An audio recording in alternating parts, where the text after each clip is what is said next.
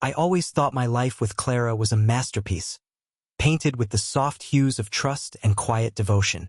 We'd been married 12 years, living in a sprawling Victorian house on the edge of town, surrounded by whispering pines and a stillness that felt sacred.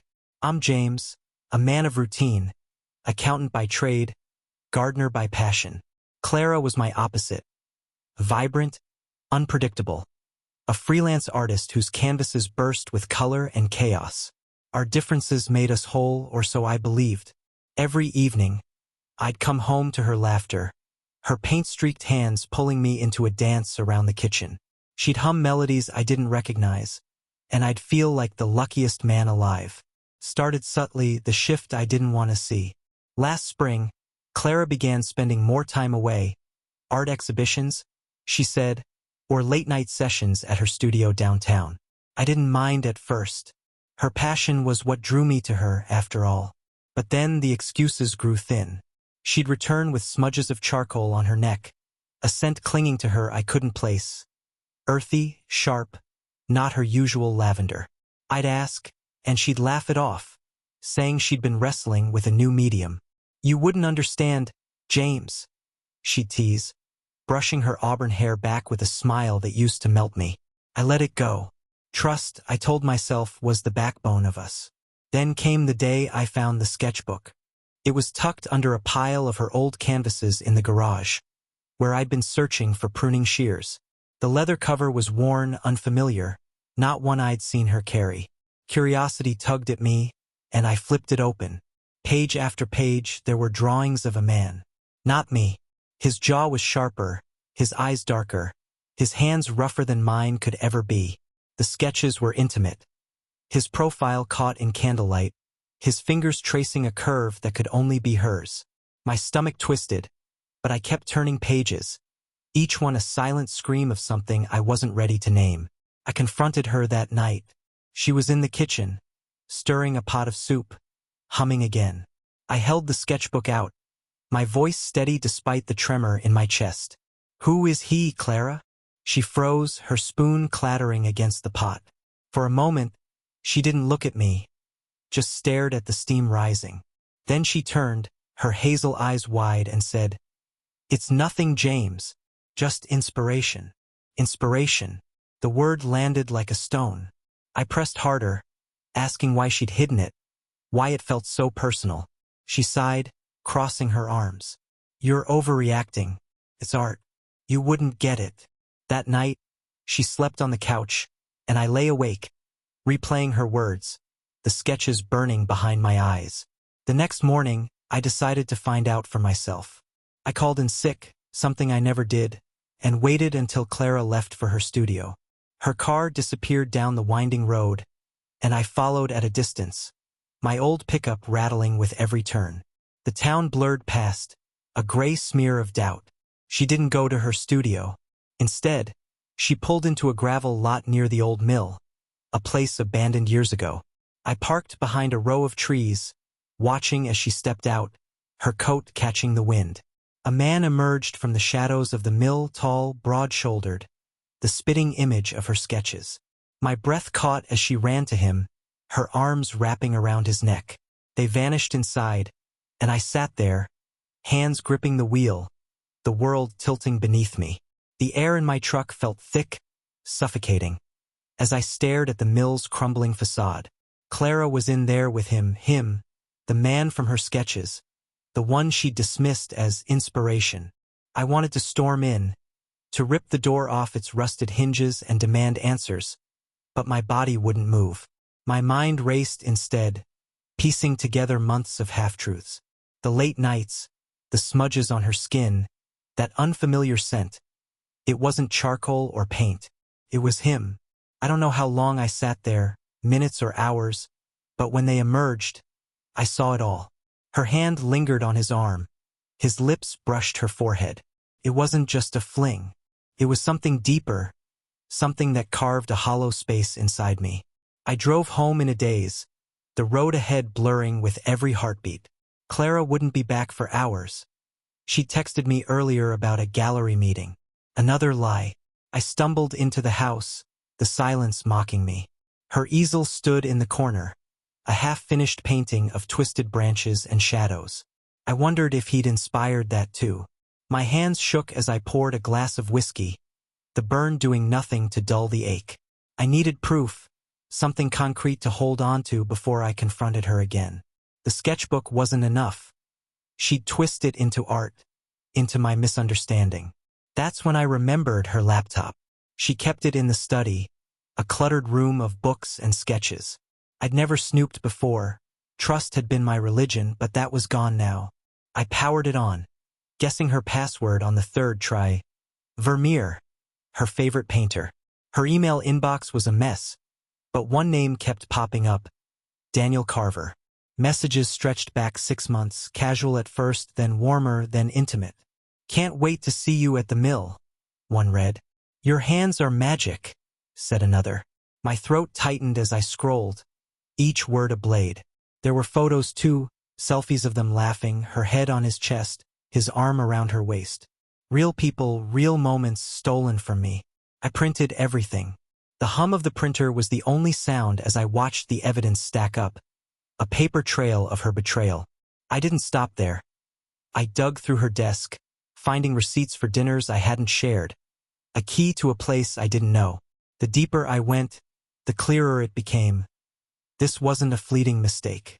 It was a second life, one she'd built behind my back. By the time I finished, the study was a war zone of papers and overturned drawers, and I was someone else. Someone hollow, someone planning.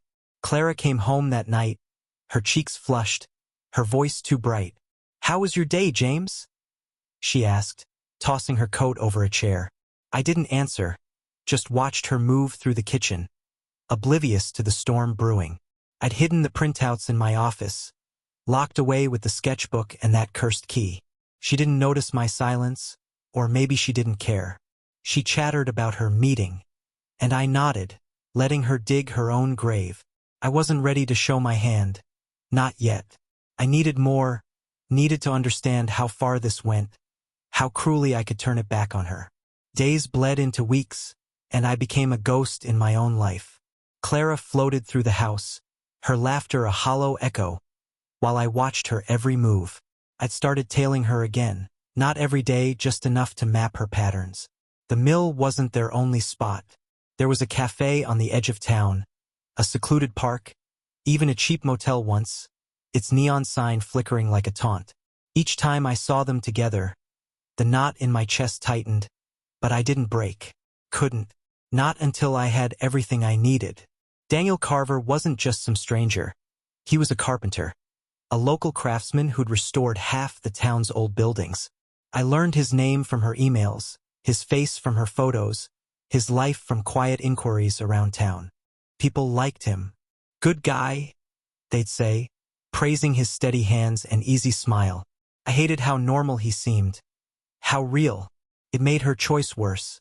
Not a fantasy, but a man she'd picked over me. I started digging into him too, using skills I'd never thought I'd need. Public records showed he lived alone. A small cabin a mile from the mill. His truck was always parked there. A beat-up green thing that matched the one I'd seen Clara climb into once, her laughter spilling out the window. I photographed it all, dates, times, places, building a dossier of their secret world.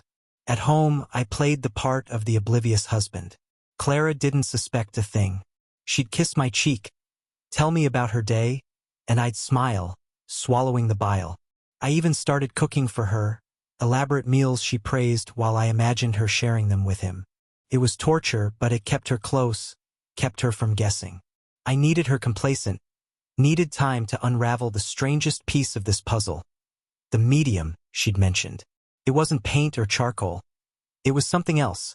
Something I stumbled on by accident one night when she left her phone unlocked. She'd been texting him about a project, something they were creating together. No details, just cryptic hints. The texture's perfect now. It's alive when we're done. I scrolled further, finding photos. Not of them, but of strange, glistening shapes. Organic, almost pulsing, like sculptures made of flesh and resin. I didn't understand it, but it chilled me. Was this her art now?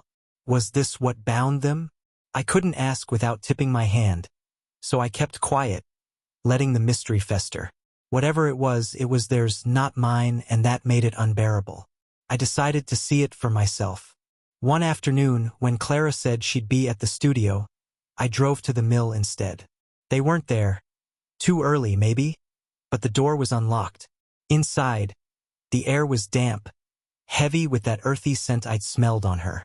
In the corner, covered by a tarp, was their project. I pulled it back, and my breath caught. It was a sculpture, but not like any I'd seen. Tall, twisted, a mass of curves and hollows that shimmered wetly, like it was breathing. Tools lay scattered around it, chisels and brushes coated in a sticky residue. I touched it, and my fingers came away slick, the smell sharp and alive. I didn't know what it was, but it was hers, and his, and it felt like a violation deeper than any embrace. The sculpture haunted me. I couldn't shake the feel of it, the way it seemed to pulse under my hand. It wasn't just art. It was a living testament to their bond, a thing they'd birthed together while I withered at home. I drove back that day with my mind spinning, the slick residue still on my fingers. I washed them raw, but the smell lingered, mocking me. Clara came home late, her eyes bright, her hands stained with that same sticky sheen. She didn't notice my silence, didn't see the way I stared at her, searching for the woman I'd married. She was gone, replaced by this stranger who sculpted secrets with another man. I needed to know more about Daniel Carver, not just his life but his weaknesses. I started watching him too, separate from her. His cabin was isolated, surrounded by dense woods, perfect for a man who liked his privacy. I'd park a quarter-mile away, hike in, and watch from the trees. He worked late, carving furniture or tinkering with that green truck. Sometimes he'd step outside, staring at the stars, and I'd wonder what Clara saw in him. His quiet strength, his calloused hands, things I'd never had. I hated him, but I studied him, looking for cracks. Everyone has them, and I'd find his. Back home, I kept up the charade. Clara started talking about a big reveal, an art show where she'd display her new work. She was giddy, planning it for months, and I played along, asking questions, feigning excitement. "It's unlike anything I've done," she said one night, her voice trembling with pride. "You'll be amazed, James." I nodded, imagining that grotesque sculpture under gallery lights, strangers praising it while I burned inside. She didn't know I'd seen it, didn't know I was plotting. I let her think I was still her fool, her safe harbor, while I gathered the last threads of my plan. The key I'd found in her desk became my next clue. It was small, brass, unmarked. I tested it everywhere, her studio, the garage, even the mill's rusty locks. Nothing fit until I tried the shed behind our house, a place she'd claimed was full of old supplies. The lock clicked open, and inside I found boxes, dozens of them, stacked floor to ceiling. They weren't supplies. They were journals, photos, sketches, all of her and Daniel. Years' worth, not months. This wasn't new. It was ancient, a betrayal that predated half our marriage. My knees buckled as I read her words. "James is steady, but you're my soul. He'll never know." I sat there until dawn, the shed's damp air soaking into me. The depth of it crushed me. Not just the act, but the lie of our life together. I'd been a prop, a backdrop to her real story, but with the pain came clarity. Revenge wasn't enough. It had to be art, her kind of art, twisted and alive. I started sketching my own plans, not on paper but in my mind, a design so cruel it would mirror her creation. I'd use what I'd learned, their sculpture, their bond, their arrogance, and turn it against them. They'd feel it, every cut, every hollow, just as I had. Clara's art show was 3 weeks away, and I had my timeline. She was consumed with preparations, flitting between the house and her studio, oblivious to the shadow I'd become. I let her think I was supportive, even offered to help with logistics, loading her pieces, arranging transport. "You're the best, James," she'd say, her smile a knife. I smiled back, my mask perfect, while inside I sculpted my revenge, piece by piece. The shed's contents were my arsenal. Her journals, their photos, the key to their past. But the mill sculpture was the heart of it, the grotesque thing they'd poured themselves into. I'd make it mine too. I returned to the mill late one night, the moon barely a sliver. They weren't there, but the sculpture was, unchanged, still glistening under its tarp. I studied it closer this time, noticing details I'd missed. The way its curves mimicked her handwriting, the hollows shaped like his knuckles. It was them, distilled into form, a monument to their betrayal. I didn't touch it, not yet, but I took photos, dozens of angles mapping its contours. I'd need to replicate it, not perfectly, but enough to fool them. My plan wasn't destruction. It was transformation, a cruelty they'd never see coming. Daniel was my next target. I'd learned his routine, early mornings at the cabin, afternoons at the mill, evenings alone. He wasn't flawless. He drank too much, cheap beer piling up in his trash. I saw my opening there. One night, I left a case of his favorite brand on his porch, laced with something subtle, a sedative from an old prescription crushed fine. Not enough to harm, just to slow him, to cloud his judgment. He'd drink it, I'd watch, and when the time came, he'd be pliable. Clara wouldn't suspect me, she'd blame his habits, his weakness. It was a small step, but it felt good, like carving the first line into wood. At home, I started my own project.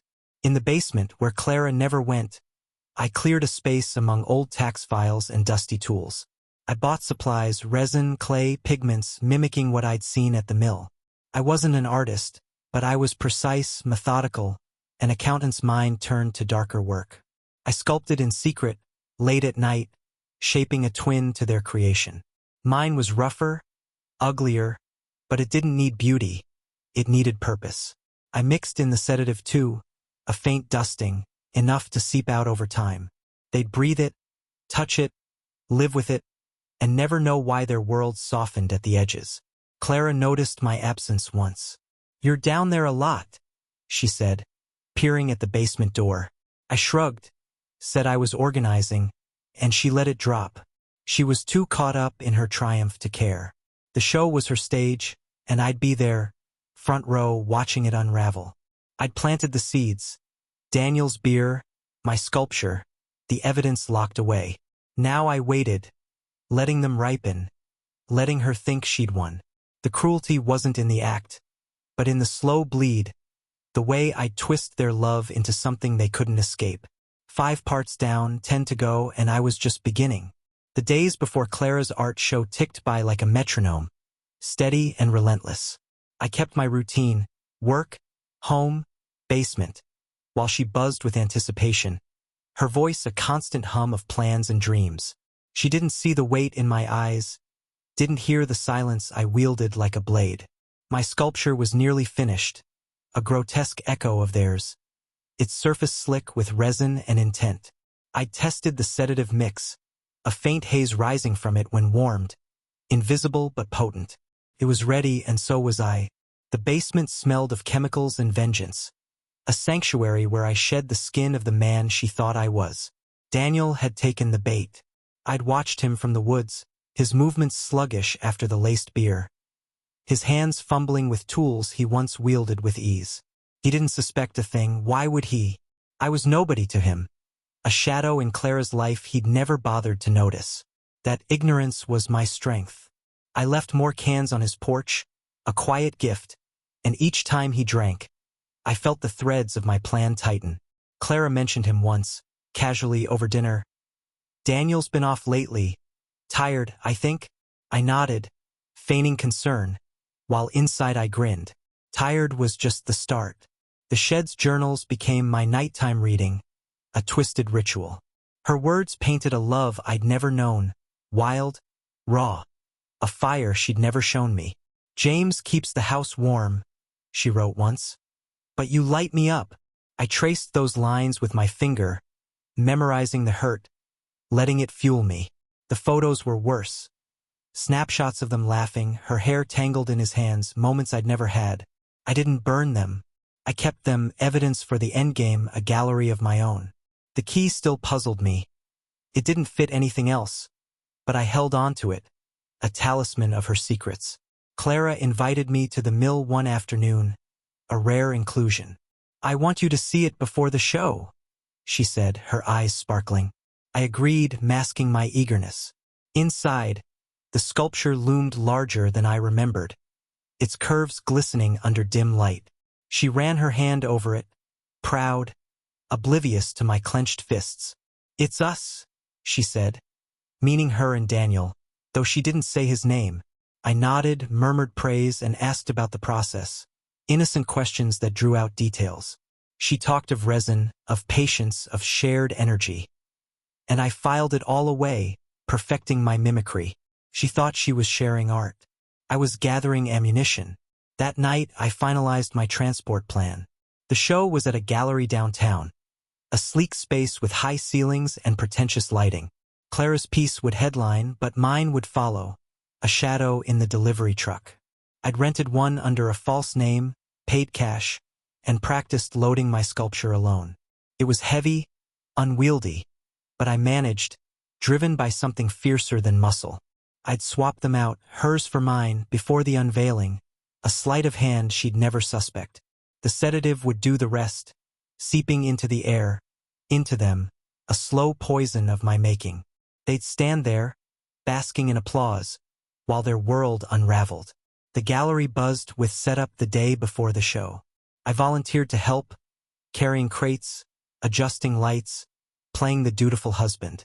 Clara flitted between artists and curators, her energy electric, while I moved unnoticed, a cog in her machine. Her sculpture arrived in a padded crate, handled with reverence by the staff. I watched them place it center stage, its tarp still on, a secret waiting to breathe. My own creation sat in the truck outside, wrapped in burlap, a twin born of spite. The swap was the trickiest part. Timing, stealth, a moment when no one looked. I'd rehearsed it in my head 100 times, and now it was real. Daniel showed up that afternoon, his broad frame filling the doorway. I'd never seen him this close. His eyes were tired, his gait uneven, the sedative working its quiet magic. Clara lit up when she saw him, her hand brushing his arm as she pulled him aside. They whispered, heads bent together, and I turned away, stacking chairs, swallowing the bile. He didn't stay long, said he had work to finish, but I caught his glance at the crate, a flicker of pride. Good. Let him savor it. I'd watched him enough to know his habits.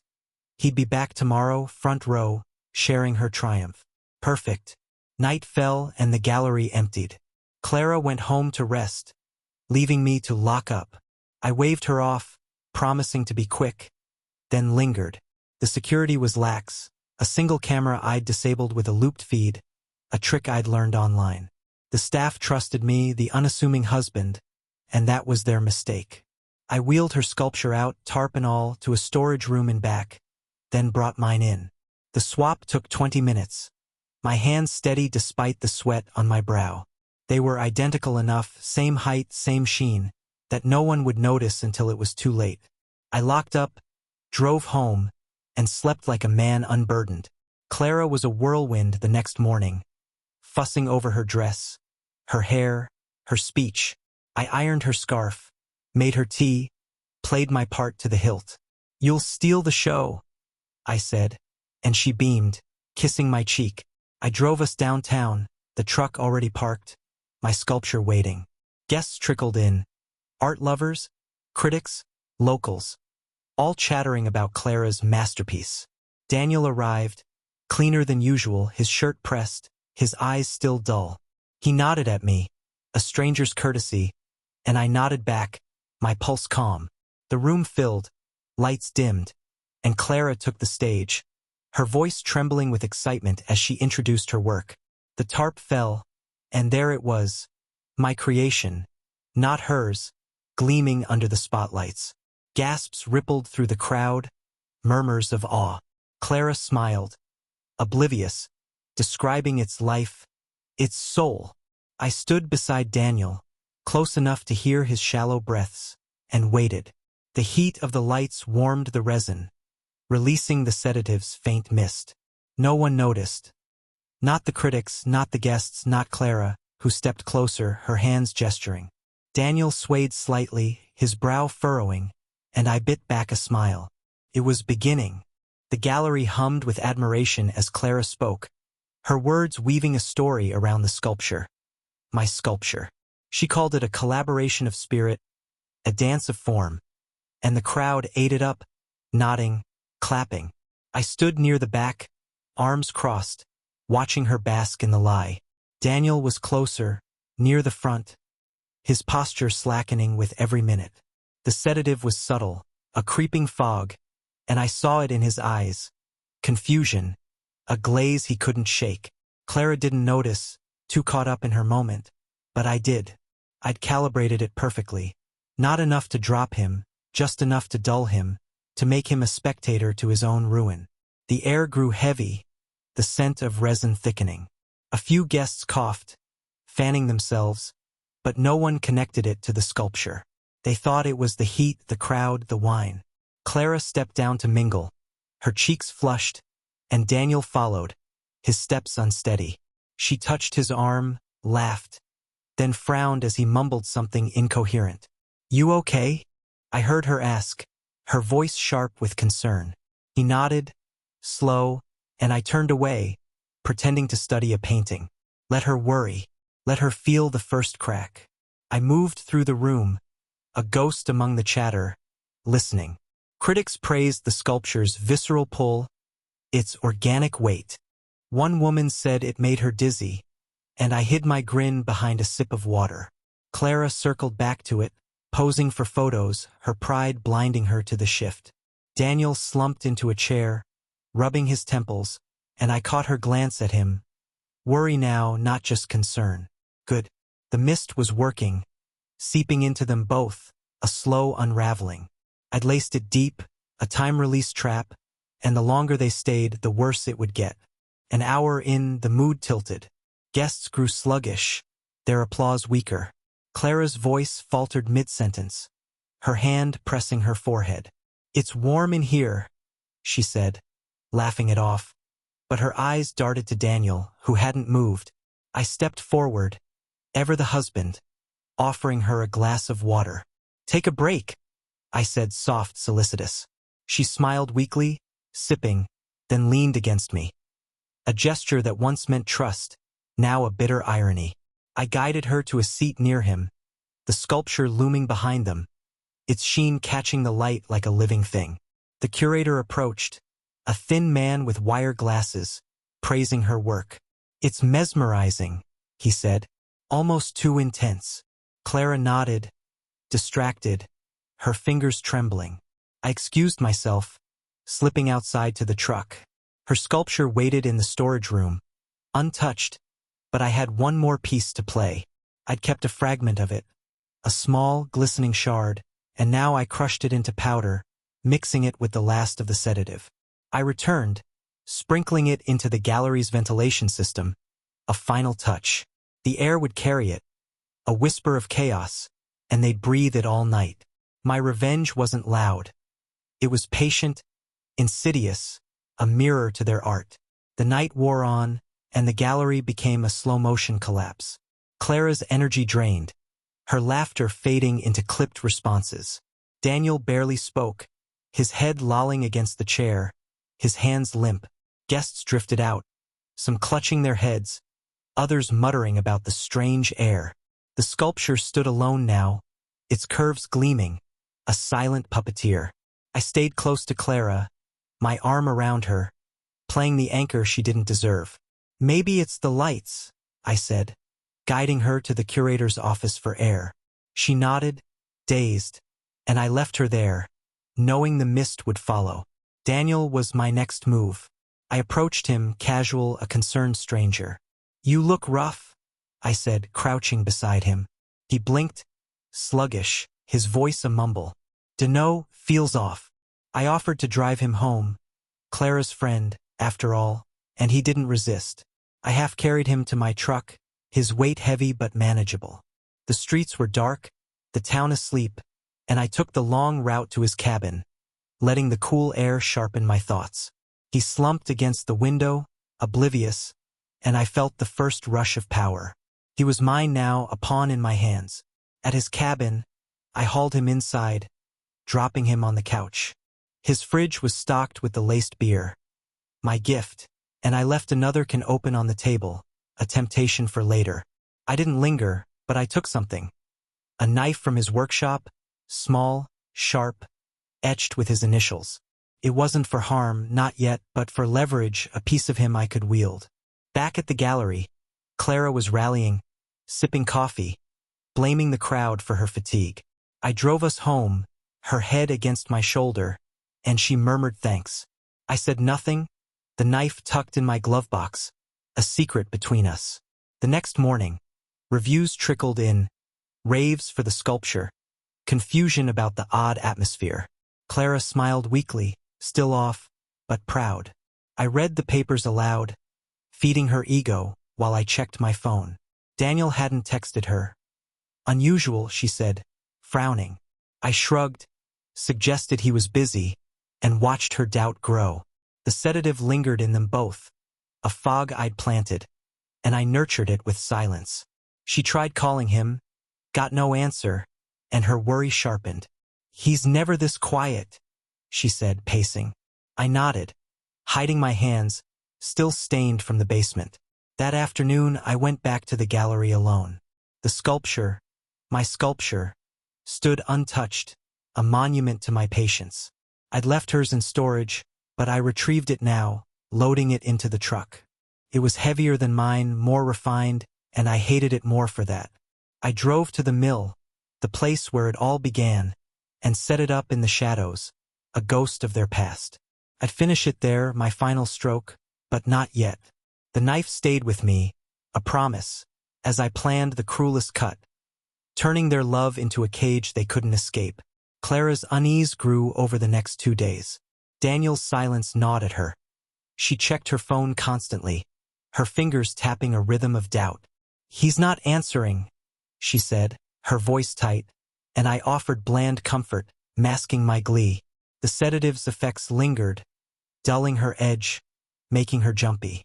I fed it with small lies. Maybe he's sick, maybe he's working late, each one a seed of mistrust. She didn't suspect me, didn't see the web I'd spun, but she felt its strands, and that was enough. I kept busy, tending the garden, humming her old melodies, a cruel echo of our past. I visited Daniel that night, unannounced. His cabin was dark, the truck parked crooked, a sign of his haze. He answered the door bleary-eyed, shirt unbuttoned, the open beer can in his hand. Clara's worried, I said, stepping inside without invitation. He grunted, collapsing onto the couch, and I saw the toll. His skin sallow, his hands trembling. The sedative had rooted deep, a slow leach, and I marveled at my precision. She okay? He asked, slurring, and I nodded, pouring concern into my voice. She's fine. You're the one who looks rough. He waved it off, oblivious to my role, and I left him there, a broken piece on my board. The mill was my next stop. Clara's sculpture glowed in the dimness, a relic of their bond. I worked fast, using tools I'd brought, chisels, brushes, a jar of the same sticky residue I'd found before. I carved into it, not to destroy, but to reshape, etching her words from the journals into its surface. You light me up, he'll never know. It was meticulous, hours of labor, my hands steady with purpose. When I finished, it was still theirs, but tainted, a mirror of my pain. I dusted it with more sedative, a final layer, and left it there, waiting. Clara confronted me that morning, her eyes red. I'm going to see him, she said, coat in hand. I didn't stop her. Let her find him. Let her see the wreck I'd made. She returned hours later, pale, shaken. He's a mess, she whispered, sinking into a chair. I don't know what's wrong. I held her, my touch a lie, and murmured sympathy. She clung to me, vulnerable, and I felt the shift, her trust in him cracking, her world tilting. The sculpture at the mill was my ace, a trap she'd walk into soon. But for now, I let her lean on me, the husband she'd betrayed, the architect of her fall. The plan was alive now, moving on its own. Daniel's haze, Clara's doubt, the sculpture's silent pull. They were threads I'd woven, tightening with every breath. I'd bring them back to the mill, force them to face it, and watched their love curdle under the weight of my art. 10 parts down, 5 to go, and the end was close, cruel, quiet, and mine. Clara's unraveling was a quiet thing, a threadbare tapestry coming apart at the seams. She spent the next day pacing, her phone clutched like a lifeline, calling Daniel with no answer. "He's shutting me out," she said, her voice brittle, and I watched her over my coffee, my face a mask of concern. The sedative lingered in her too.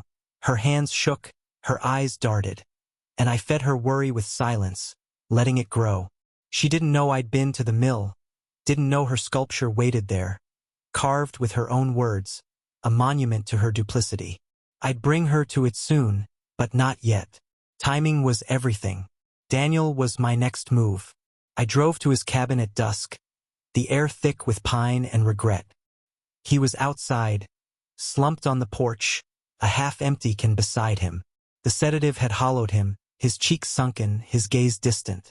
I approached, casual, a neighbor checking in. "Clara's losing it," I said, leaning against the railing. He squinted up at me, recognition slow. "She's fine without me," he muttered, and I heard the crack. Doubt, maybe guilt. I pressed, gentle but firm. "She needs you. At the mill. Tomorrow." He nodded, dazed, and I left, the knife still in my pocket, its weight a promise. Back home, Clara was a ghost, curled on the couch, staring at nothing. I sat beside her, my hand on her shoulder, playing the role she'd cast me in. "Let's find him together," I said, my voice soft, persuasive. Her eyes met mine, searching, and she nodded, fragile. "Tomorrow," she whispered, and I agreed, sealing the trap. That night, I barely slept, my mind tracing the plan's edges. Her sculpture, his haze, their reunion. I'd orchestrated it all, a conductor of their ruin, and the mill would be my stage. The journals stayed locked in my office, the photos stacked beside them, a silent chorus to my vengeance. Morning broke gray and heavy. Clara dressed slowly, her movements sluggish, her scarf a splash of color against her pallor. I drove us to the mill, the truck rattling over gravel, her silence a weight beside me. She didn't ask why there. Not yet. Just stared out the window, lost in her own fog. I parked near the trees, hiding the truck, and led her inside. The sculpture loomed in the shadows, its surface glistening, the carved words catching the faint light. She froze, her breath hitching, and I stepped back, letting her see. What is this?" she stammered, her hand reaching out, trembling. Before I could answer, Daniel stumbled in, his truck's engine still rumbling outside. He looked worse. Unshaven, unsteady, the sedative's grip unyielding.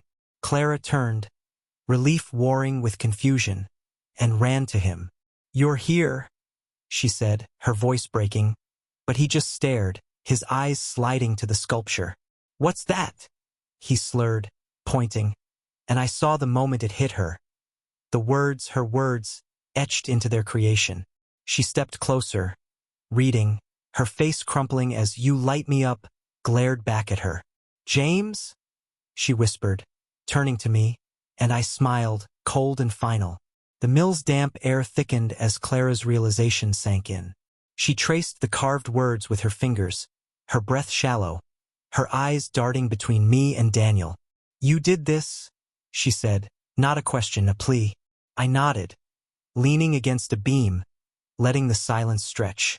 Daniel swayed, his hand on the sculpture for balance, oblivious to its meaning but feeling its pull. The sedative mist rose faintly, warmed by their presence, and I watched it work, her clarity fading, his confusion deepening. "How long have you known?" she asked, her voice small, and I shrugged, casual, cruel. "Long enough," I said, stepping forward, my shadow falling over them. "The sketches, the emails, the shed, your whole secret life." Her knees buckled, and she sank to the floor, the sculpture looming above her like a judge. Daniel mumbled something, his head lolling, and she reached for him, desperate. "He didn't mean," she started, but I cut her off. "Don't. I've read it all. You chose him, Clara, over me." The truth hung there, raw and jagged, and she covered her face, a sob breaking free. I didn't comfort her. I let her feel it, every cut. I pulled the knife from my pocket. Not to use, not yet, just to hold, its edge glinting. Daniel's initials caught the light, and Clara's eyes widened. "Where'd you get that?" she whispered, and I twirled it, deliberate. "From him. A keepsake." She lunged for it, clumsy, and I stepped back, letting her fall. Daniel tried to stand, his movements sluggish, and collapsed against the sculpture, smearing its surface with his hands. The residue clung to him, sticky, alive, and I smiled. My art, their prison. "You're sick," she spat, crawling to him, and I laughed, a sound that echoed off the walls. I dragged a chair from the corner, rusted but sturdy, and sat, watching them unravel. "You built this," I said, gesturing to the sculpture. "Your love, your lies. I just reshaped it." Clara shook her head, tears streaming, while Daniel's breathing grew ragged, the sedative seeping deeper. I'd laced it heavy here, a concentrated dose, and they were trapped with it, breathing it, touching it. "Why?" she choked out, and I leaned forward, my voice low. "Because you made me nothing. Now you'll feel it too." She stared, horrified, as the truth settled. My revenge wasn't quick. It was eternal. They clung to each other, a pathetic tableau, and I stood satisfied. The mill was their cage now, the sculpture their jailer. I'd leave them here, not locked, not forced, just bound by their own weakness, the haze I'd crafted. "Enjoy your art," I said, turning to go, but Clara's voice stopped me. "James, please." I looked back, her eyes pleading, and felt nothing. "You lit him up," I said, nodding to Daniel. "Now burn together." I walked out, the door creaking shut, their gasps fading behind me. The drive home was quiet, the town blurring past like a dream I'd woken from. Clara's scarf lay on the seat beside me, a relic of her I didn't need. I'd left them at the mill, not dead. Not that I could choose, not as grok, but broken, tethered to their sculpture. It's missed a slow shackle. The knife rested in my lap, Daniel's initials a trophy, and I felt lighter, unburdened. The house welcomed me with silence, her easel empty, her paints untouched. I poured a whiskey, sat in the kitchen, and let the stillness settle. 12 years, rewritten in weeks. I burned the journals that night, page by page, in the backyard fire pit. Her words curled into ash. "James is steady. You're my soul." And I watched them vanish, the smoke rising like a cleanse. The photos went next, their smiles melting into nothing, a purge of her second life. The shed stood empty now, its secrets gone, and I locked it, the brass key useless in my hand. I kept it anyway, a memento of my victory, and slept soundly the first time in months. The garden bloomed outside, my hand's true work, untouched by her chaos. Days passed and no one came looking. Clara's absence was a whisper in town. Maybe she'd left, maybe she was working, no one knew. Daniel's truck stayed at the mill, a rusting sentinel, and I drove by once, peering through the trees. The door was ajar, their shadows faint inside, still there, still trapped. The sculpture's pull held them, its residue a chain they couldn't break. I didn't go in, didn't need to. They were alive, but not living, a fate worse than any I couldn't name. My revenge was complete, a quiet cruelty, their love its own punishment. Work resumed, my routine a bomb. Colleagues asked about Clara, and I shrugged, vague. "She's off on a project." They nodded, uninterested, and I buried myself in numbers, the order soothing. The gallery called once, praising her show, asking for more. I said she was unavailable, hung up, and smiled. Her art was done, her legacy mine to rewrite. I started painting over her canvases, blank slates for my hands, erasing her colors with every stroke. The house became mine, her presence scrubbed away, a mausoleum of my making. A week later, I scattered the ashes from the fire pit in the garden, mixing them with soil. The roses thrived, their red deeper, a bloom born of her ruin. I tended them daily, my hands steady, my mind clear. Clara and Daniel were a memory, a story I'd ended, and I felt no guilt, only triumph. The mill was their tomb, the sculpture their epitaph, and I was free, the husband who turned betrayal into art. 13 parts down, 2 to go, and the end was mine to savor. Weeks turned to months, and the town forgot Clara. Her studio downtown sat dark, its windows dust-streaked, her name fading from conversations. Daniel's cabin grew wild, weeds choking the porch, his truck a relic at the mill. I'd check sometimes, driving past under cover of night, the mill's silhouette a shadow on my conscience. They were still there. I'd see flickers, hear murmurs, but weaker, fading. The sculpture held them, its missed a leash, and I let it. My life moved on, a quiet rhythm of work and roses, their prison a distant echo. I sold the house in spring, the Victorian too big for one. The realtor asked about Clara's things, her easel, her paints, and I said she'd left them behind, a half-truth. I packed nothing of hers, donated it all, her scarves and brushes strangers now. The new place was smaller, a cottage near the woods, its garden my refuge. I planted more roses, their thorns a quiet tribute, and settled into solitude. Friends stopped asking, the story closed, and I liked it that way. James, the man who'd lost a wife, not the one who'd won a war. The knife stayed with me, Daniel's initials a keepsake on my desk. I'd spin it sometimes, its edge dulling, a reminder of my craft. The key joined it, brass glinting beside the blade, a pair of relics from a life I'd dismantled. I didn't need them, but they grounded me, proof of what I'd done. The mill became a myth. Kids whispered about it, a haunted place, and I let the rumors grow. No one went near, no one cared, and I kept my distance, its pull theirs alone. My revenge wasn't loud. It was permanent, a slow fade they'd never escape. One day, a package arrived, gallery photos from the show, Clara's triumph frozen in gloss. I flipped through them, her smile bright, Daniel's shadow behind her, my sculpture center stage. I kept one, the rest ash in the fireplace, and hung it in the hall. A trophy, not hers, but mine. The sedative's haze wasn't in the image, but I saw it, felt it, a victory captured. She'd posed so proudly, oblivious, and now she sat in the mill, her pride a shackle. I'd turned her art against her, a cruelty so deep it mirrored her own. Summer came, and I walked the woods, the cottage a speck behind me. The roses bloomed fierce, their scent sharp, and I thought of her. Clara, the woman I'd loved, the stranger I'd broken. I didn't miss her, didn't mourn, just marveled at my hands. Once soft, now calloused from soil and spite. Daniel was a ghost too, his strength sapped, his love a weight. They'd lit each other up, she'd said, and I'd let them burn, a fire I'd stoked with patience. 14 parts down, 1 to go, and I was whole, my story carved in thorns.